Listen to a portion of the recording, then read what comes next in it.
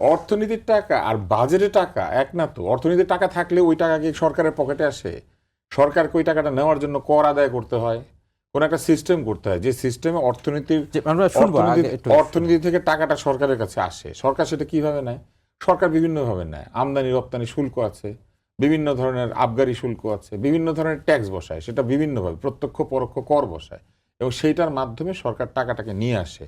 অর্থনীতি যত রোল করে তত বেশি কর আদায় করা সম্ভব হয়। কিন্তু এর মানে তো এই না যে টাকাটা যদি বাংলাদেশে থাকতো তাহলেই এই 9 লক্ষ কোটি টাকা বাজেটের যে ঘাটতিটা সেটা পূরণ হয়ে যেত। সরকারকে তো ঋণ নিতে হইতো, কারণ ওই ওই করটা তো আদায় করার অবস্থা সরকারের নাই। মানে সরকার তো এই যে 6 লক্ষ কোটি টাকার উপরে যে কর আদায় করবেন, করার পরেও তো ঘাটতি আছে।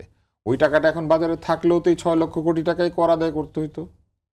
হ্যাঁ, টাকাটা এখানে থেকে গেলে যেটা হইতো, মানুষ যদি এটা বিনিয়োগ করতো, মানুষ যদি এটা নিয়ে অর্থনীতিতে এটা ঘুরতে থাকতো, তাহলে অনেক টাকা পয়দা হইতো, অনেক কর্মসংস্থান পয়দা হইতো।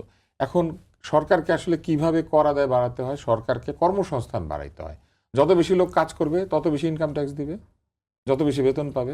অথবা যত বেশি লোকে ব্যবসা করবে তত বেশি ট্যাক্স দিবে, যত বেশি লোকে কেনাবেচা করবে তত বেশি ভ্যাট দিবে, যত বেশি আমদানি হবে তত আমদানি শুল্ক, যত বেশি রপ্তানিতে তো আমরা ট্যাক্স দিই না, রপ্তানিতে করলে বরং আমরা সুবিধা পাই। অতএব যত বেশি আমদানি হবে তত বেশি শুল্ক পাবে। এইবার আসেন, বাজেটের বিরোধিতা কিছু কিছু জায়গায় আমি মনে করি বিরোধিতা না, সমালোচনার জায়গা তো আছে।